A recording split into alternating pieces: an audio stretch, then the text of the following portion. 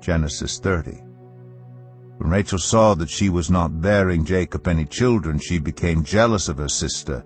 So she said to Jacob, "Give me children or I'll die." Jacob became angry with her and said, "Am I in the place of God? Who has kept you from having children?" Then she said, "Here is Bilhah, my servant. Sleep with her so that she can bear children for me, and I too can build a family through her." So she gave him her servant Bilhah as a wife. Jacob slept with her, and she became pregnant and bore him a son. Then Rachel said, "God has vindicated me. He has listened to my plea and given me a son." Because of this she named him Dan. Rachel's servant Bilhah conceived again and bore Jacob a second son. Then Rachel said, "I have had a great struggle with my sister, and I have won." So she named him Naphtali. When Leah saw that she had stopped having children, she took her servant Zilpah and gave her to Jacob as a wife. Leah's servant Zilpah bore Jacob a son. Then Leah said, "What good fortune!" So she named him Gad. Leah's servant Zilpah bore Jacob a second son. Then Leah said, "How happy I am! The women will call me happy." So she named him Asher. During wheat harvest, Reuben went out into the fields and found some mandrake plants, which he brought to his mother Leah. Rachel said to Leah, "Please, give me some of your son's mandrakes." But she said to her, "Wasn't it enough that you took away my husband? Will you take my son's mandrakes too?"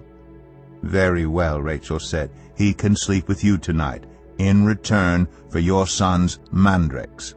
So when Jacob came in from the fields that evening, Leah went out to meet him. "You must sleep with me," she said. "I have hired you with my son's mandrakes." So he slept with her that night. God listened to Leah, and she became pregnant and bore Jacob a fifth son. Then Leah said, "God has rewarded me for giving my servant to my husband." So she named him Issachar. Leah conceived again and bore Jacob a sixth son. Then Leah said, "God has presented me with a precious gift. This time my husband will treat me with honor because I have borne him 6 sons." So she named him Zebulun. Sometime later she gave birth to a daughter and named her Dinah. Then God remembered Rachel. He listened to her and enabled her to conceive. She became pregnant and gave birth to a son and said, "God has taken away my disgrace." She named him Joseph and said, "May the Lord add to me another son." After Rachel gave birth to Joseph, Jacob said to Laban, "Send me on my way so I can go back to my own homeland. Give me my wives and children, for whom I have served you, and I will be on my way. You know how much work I've done for you." But Laban said to him, "If I have found favor in your eyes, please stay. I have learned by divination that the Lord has blessed me because of you." He added, "Name your wages, and I will pay them." Jacob said to him, "You know how I have worked for you, and how your livestock has fared under my care. The little you had before I came has increased greatly, and the Lord has blessed you wherever I have been. But now, when may I do something for my own household?" "What shall I give you?" he asked. "Don't give me anything," Jacob replied. "But if you will do this one thing for me, I will go on tending your flocks and watching over them.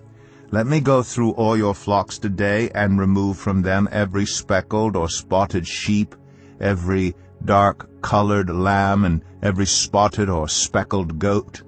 They will be my wages. And my honesty will testify for me in the future whenever you check on the wages you have paid me. Any goat in my possession that is not speckled or spotted, or any lamb that is not dark-colored, will be considered stolen." "Agreed," said Laban. "Let it be as you have said." That same day he removed all the male goats that were streaked or spotted, and all the speckled or spotted female goats, all that had white on them, and all the dark-colored lambs, and he placed them in the care of his sons. Then he put a 3-day journey between himself and Jacob, while Jacob continued to tend the rest of Laban's flocks. Jacob, however, took fresh-cut branches from poplar, almond, and plane trees, and made white stripes on them by peeling the bark and exposing the white inner wood of the branches. Then he placed the peeled branches in all the watering troughs, so that they would be directly in front of the flocks when they came to drink. When the flocks were in heat and came to drink, they mated in front of the branches, and they bore young that were streaked or speckled or spotted. Jacob set apart the young of the flock by themselves, but made the rest face the streaked and dark-colored animals that belonged to Laban. Thus he made separate flocks for himself, and did not put them with Laban's animals. Whenever the stronger females were in heat, Jacob would place the branches in the troughs in front of the animals, so that they would mate near the branches. But if the animals were weak, he would not place them there.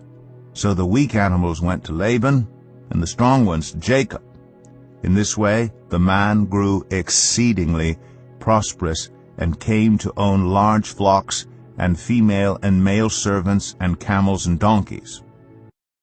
Psalm 34 of David, when he pretended to be insane before Abimelech, who drove him away, and he left. I will extol the Lord at all times. His praise will always be on my lips. I will glory in the Lord. Let the afflicted hear and rejoice. Glorify the Lord with me. Let us exalt his name together. I sought the Lord, and he answered me. He delivered me from all my fears. Those who look to him are radiant. Their faces are never covered with shame. This poor man called, and the Lord heard him. He saved him out of all his troubles. The angel of the Lord encamps around those who fear him, and he delivers them. Taste and see that the Lord is good. Blessed is the one who takes refuge in him. Fear the Lord, you his holy people, for those who fear him lack nothing. The lions may grow weak and hungry, but those who seek the Lord lack no good thing. Come, my children, listen to me. I will teach you the fear of the Lord. Whoever of you loves life and desires to see many good days, keep your tongue from evil and your lips from telling lies. Turn from evil and do good. Seek peace and pursue it. The eyes of the Lord are on the righteous, and his ears are attentive to their cry. But the face of the Lord is against those who do evil, to blot out their name from the earth. The righteous cry out, and the Lord hears them. He delivers them from all their troubles. The Lord is close to the brokenhearted, and saves those who are crushed in spirit. The righteous person may have many troubles, but the Lord delivers him from them all. He protects all his bones. Not one of them will be broken. Evil will slay the wicked. The foes of the righteous will be condemned. The Lord will rescue his servants. No one who takes refuge in him will be condemned. Matthew 19. When Jesus had finished saying these things, he left Galilee and went into the region of Judea to the other side of the Jordan. Large crowds followed him, and he healed them there. Some Pharisees came to him to test him. They asked, "Is it lawful for a man to divorce his wife for any and every reason?" "Haven't you read," he replied, "that at the beginning the Creator made them male and female, and said, 'For this reason a man will leave his father and mother and be united to his wife, and the two will become one flesh.' So they are no longer two, but one flesh. Therefore what God has joined together let no one separate." "Why then," they asked, "did Moses command that a man give his wife a certificate of divorce and send her away?" Jesus replied, "Moses permitted you to divorce your wives because your hearts were hard. But it was not this way from the beginning. I tell you that anyone who divorces his wife except for sexual immorality and marries another woman commits adultery." The disciples said to him, "If this is the situation between a husband and wife, it is better not to marry." Jesus replied, "Not everyone can accept this word, but only those to whom it has been given.